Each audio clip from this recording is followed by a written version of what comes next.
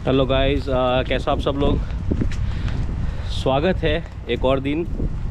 और आज का दिन पूरा ही बदल चुका है। कल जो दिन था और आज का जो दिन है बहुत ज़्यादा फ़र्क है। वेदर पूरा चेंज हो गया है, मतलब माइनस ऑलमोस्ट 7 डिग्री है। और आप देख रहे हो पूरी वाइट चादर, पूरा सफ़ेद सफ़ेद हो गया है। अभी भी गिर रहा है स्नो। तो फाइनली विस्कॉन्सिन में स्नो आ गया। न्यूयॉर्क में तो सबसे पहले आ गया। मेरी गाड़ी की हालत भी देख लीजिए आप। अभी निकलने से पहले मेरे को सब पूरा इसको साफ़ करना पड़ेगा। स्टार्ट तो मैंने कर दिए ताकि गर्म हो जाए, तो पूरा इसको पहले साफ़ करना पड़ेगा मेरे को। पूरा वाइट हो गया है। तकरीबन 4 इंच गिरने वाला है आज, ऐसा न्यूज़ में दिखा रहे थे।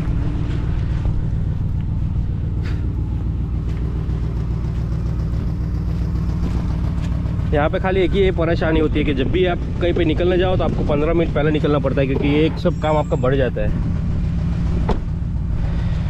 ये ले लिया मेरा झाड़ू गाड़ी के लिए।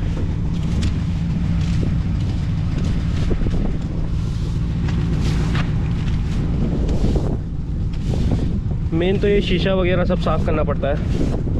और नंबर प्लेट, आपका लाइसेंस प्लेट गाड़ी का दिखना चाहिए, वो ढका हुआ नहीं होना चाहिए। और हेडलाइट्स एंड टेल लाइट्स वो दिखनी चाहिए, वो मेन है। और स्पेशली ऊपर से बर्फ़ निकालना इसलिए ज़रूरी होता है कि ताकि आपके पीछे वाली गाड़ी को आपका बर्फ़ जब गाड़ी चलाओ तो पीछे वाली गाड़ी पे ना उड़े। तो इसलिए ज़रूरी भी होता है, नहीं तो फिर कई बार आपकी गाड़ी पे रह जाता है बर्फ़ और कोई पुलिस वाला देख लेता है तो आपको खड़ी कर देगा साइड पे, टिकट भी मिल सकती है। इसलिए एक काम होता है, पहले मैं लिपटा लूँ, बाद में निकलते काम पे। और गाइस, तो बस मैं स्टोर पे आ चुका हूँ। और आज के वीडियो में हम बात करेंगे कि मेरा जो प्रोसीजर स्टार्ट हुआ था, मतलब क्या क्या हुआ, क्यों मेरे इतने 5 साल लग गए, अभी तक केस मेरा आगे नहीं बढ़ा है, क्या हुआ, सब वो डिटेल में बात करूँगा मैं आज आपके साथ। तो मैं जब 2018 में यहाँ पे आया था तो मैं तुरंत ही असाइलम नहीं डाला था। मुझे ऑलमोस्ट 5 महीने हो गए थे और छठा महीना मेरा आखिरी था। मतलब 6 महीने का आप टूरिस्ट वीज़ा पे आते हो या B1 B2 जो वीज़ा कहते हैं, आप उस पर आते हो यहाँ पे, तो आपको 6 महीने की परमिशन होती है रहने की यहाँ पे। तो मेरा ऑलमोस्ट 5 महीना ख़त्म ही हो गया था और बाद में मैंने असाइलम अप्लाई किया था। और वो टाइम पे मेरा जो लॉयर था वो टाइम पे मुझे चार्ज किया था उसने 4000 पर केस, क्योंकि मेरा 2 केस है, एक मेरा और एक मेरी मदर का।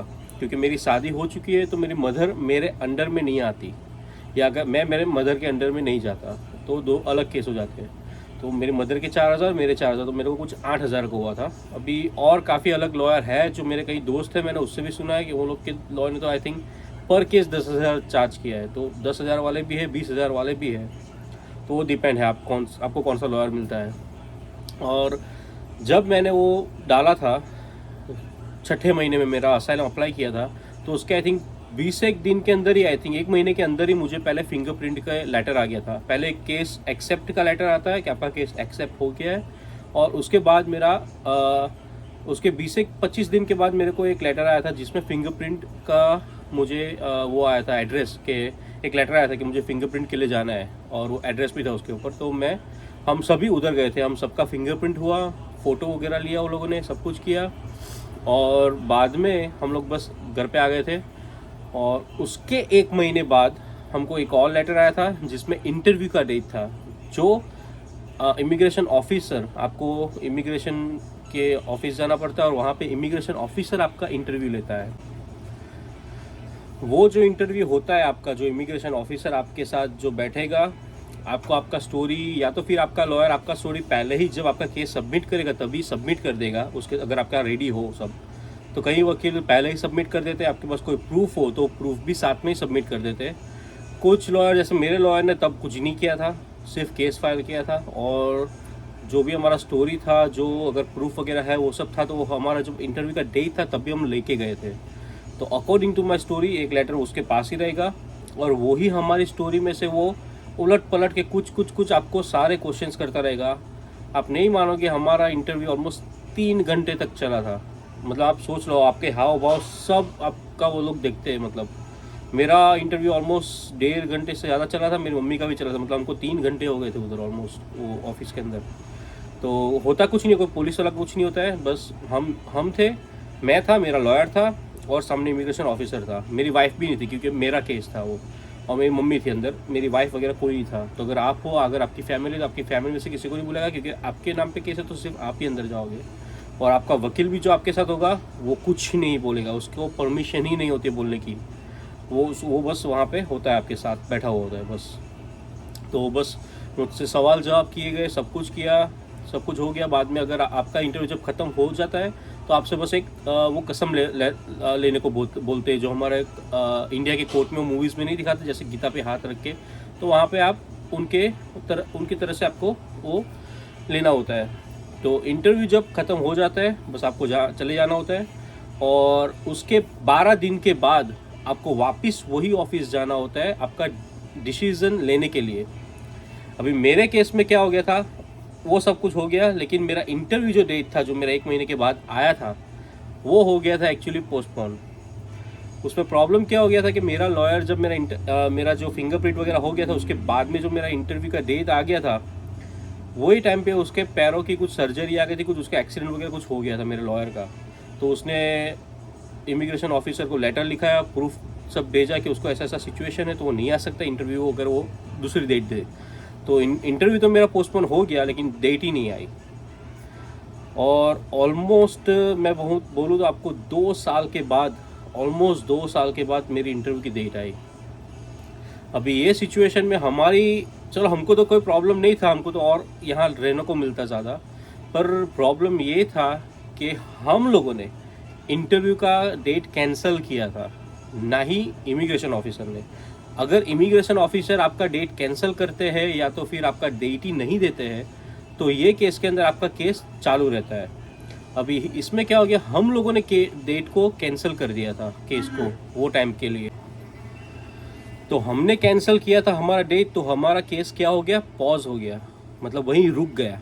हमारा जो टाइम भी चल रहा था, जो मैंने आपको लास्ट वीडियो में जब मैंने आपको कहा था कि आपका केस जब आप असाइलम डालते हो तो 149 या आई थिंक अभी तो बढ़ गया, आई थिंक 300 दिन हो गया आई थिंक, पर वो टाइम पे 149 डेज थे। 149 डेज आपके काउंट हो जाते हैं और तब तक आपका इंटरव्यू नहीं आता है या कुछ भी नहीं होता है, तो आप आपका वर्क परमिट अप्लाई कर सकते हो। लेकिन हमारा सिचुएशन क्या हो गया, आई थिंक 40 या 50 दिन के अंदर ही हमारा केस पॉज हो गया, उधर ही रुक गया। तो हम लोग का भी प्रॉब्लम हो गया, क्योंकि हम लोग वर्क परमिट अप्लाई नहीं कर सकते।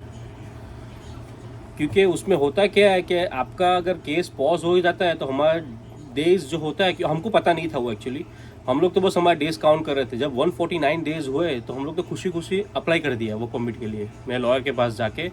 और मेरे लॉयर ने भी ये चीज़ सोचा नहीं था कि शायद ऐसा कुछ होगा, आई थिंक उसके लिए भी पहली बार था ये। तो हम लोगों ने तो बस अप्लाई कर दिया वर्क परमिट के लिए। हमारा फ़ोटो पासपोर्ट साइज़ फ़ोटो वगैरह ये वो आईडी के लिए सब कुछ खींच लिया, सब पैसे वैसे सब मैंने लॉयर को दे दिया वर्क परमिट के, क्योंकि वर्क परमिट की वापस फ़ीस होती है आई थिंक 200 या 400, वो टाइम पे आई थिंक 250, अभी तो 400 हो गई, बढ़ गई है। तो हम लोगों ने सब कुछ कर दिया, और 3-4 महीने के बाद तुरंत वर्क परमिट नहीं आता है। वो लोग 2 से 6 महीने का टाइम लेते हैं आपको वर्क परमिट वापस आपके घर आने के लिए। तो हम लोग तो खुश थे कि चलो आने वाली है, लेकिन एक आया लेटर में लिखा था डिनाइड करते हैं। हम लोग तो टेंशन में आ गए पहले, बहुत ही ज़्यादा। मैं कह रहे बाप रे क्या हो गया। तो हम लोग तुरंत ही लॉयर के पास भागे वापस कि क्या हो गया वगैरह वगैरह। तो लॉयर ने तब हमको समझाया, लेटर पूरा उसने पढ़ा, उसके अंदर उसने हमको समझाया कि आपके साथ ये सिचुएशन हुआ है, अभी जब तक आपका केस वापस वो लोग पॉज हो गया है तो उसको वापस स्टार्ट नहीं करते, तब तक आपका दिन वहीं अटक गया है। जो 45 या 50 डेज़ हुआ है वहीं पे आपका पॉज हो गया है। तो जब अभी आपका अगला डेट आएगा, वो जैसे आपको लेटर मिलेगा तब से आपका डेट वापस स्टार्ट होगा। तो अभी बहुत बड़ी प्रॉब्लम थी, क्योंकि अभी हम लीगली कुछ काम भी नहीं कर सकते थे, कुछ नहीं हो सकता था। पैसे जो लेके आए थे अभी इतने पैसे भी नहीं थे कि हम लोग और पता नहीं कितना वेट करना होता है, या तो फिर इनलीगली आपको काम करना होता है, जो मुझे वो टाइम पे करना नहीं था। तो उसमें होता है एक और चीज़ आपके लिए होती है, वो मैं पूरा अलग वीडियो बनाऊंगा, लेकिन पहले मैं मेरा ये स्टोरी थोड़ा आगे बढ़ाता हूँ, उसके बारे में मैं एक और वीडियो में बताऊंगा आपको क्या होता है। क्योंकि अगर आपके पास वर्क परमिट नहीं होती है तो कैसे आप जॉब तो नहीं, लेकिन एक और ऑप्शन होता है यहाँ पे जो आप कर सकते हो। तो वो पूरा मैं अलग वीडियो उसके ऊपर बनाऊंगा वो टॉपिक क्या होता है, नहीं तो बहुत लंबा हो जाएगा बाद में। तो फिलहाल तो हमने जैसे तैसे करके वो पूरा हमने 2 साल निकाला, ऑलमोस्ट आई थिंक पौने 2 साल, ऑलमोस्ट पौने 2 साल के बाद हमारा इंटरव्यू का फाइनली डेट आया। तो फाइनली जो इंटरव्यू का डेट आया, हम लोग इंटरव्यू के लिए गए। तो उसमें जो मैंने अभी आगे बताया क्या क्या हुआ था इंटरव्यू में, कितना लंबा हुआ था। तो फाइनली इंटरव्यू हो गया और बाद में 12 दिन के बाद हम लोग रिजल्ट लेने के लिए गए। तो ऑब्वियसली हमारे लॉयर ने हमको पहले ही कहा था, क्योंकि ऐसा कहते हैं कि 100% में से सिर्फ 3 से 5% ही इंटरव्यू में केसेस अप्रूव होते हैं।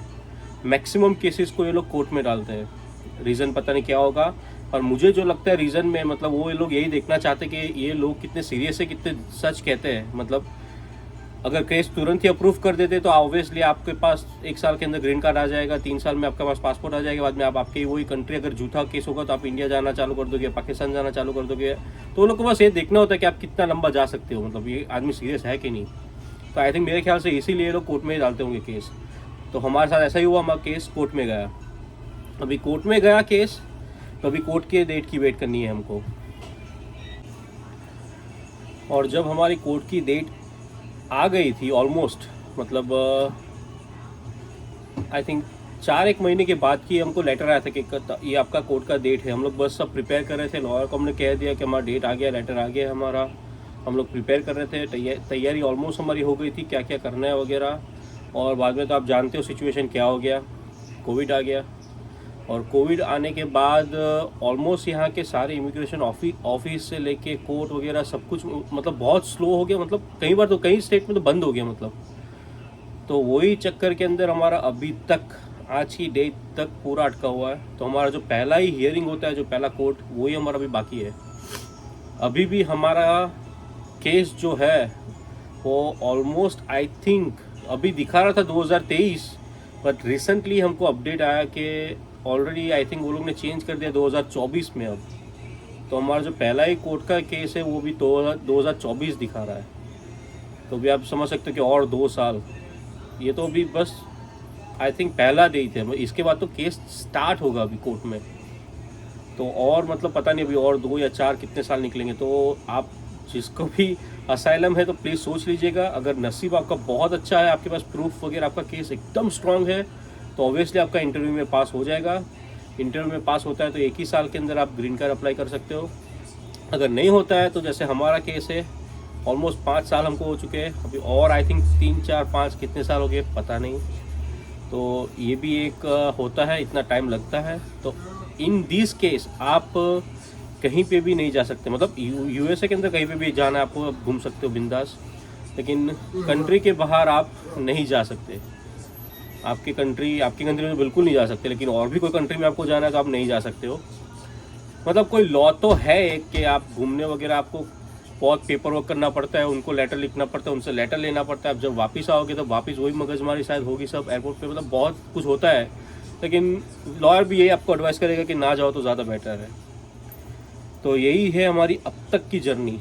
अभी मैं आपको आगे वाले वीडियो में मैं बताऊँगा कि आगे इसके बाद जो मैं वीडियो बनाऊंगा उसमें आपको मैं बताऊंगा, अगर पता नहीं यहाँ पे किसके साथ ऐसा हुआ है कि नहीं हुआ है, कि अगर केस आपका पॉज हो जाता है और आपके पास अगर वर्क परमिट नहीं है यहाँ की, क्योंकि आपको मिलेगी नहीं जब तक आपका केस रिन्यू नहीं होगा, तो इन बिटवीन आप क्या कर सकते हो, कैसे कमा सकते हो, कैसे लीगली टैक्स भर सकते हो, मैं पूरा आपको बताऊँगा। जो मैंने किया था, हम लोगों ने किया था, मैंने और मेरी वाइफ ने, और उसी से हम लोगों ने बाद में लीगली काम किया था और टैक्स भी भरा था हम लोगों ने, ताकि कहीं ऐसा ना हो जाए कि कोई हमको बता दे कि भाई आप इतने टाइम से यहाँ पे क्या कर रहे हो, कैसे जी रहे हो। तो वो ज़रूर आपके साथ शेयर करूँगा अगले वीडियो में। तो अगर आज का वीडियो आपको पसंद आया हो, इन्फॉर्मेटिव लगा हो, तो please share my video, like my video, subscribe my channel. मिलता हूँ आपको अगले वीडियो में गाइस। Thank you.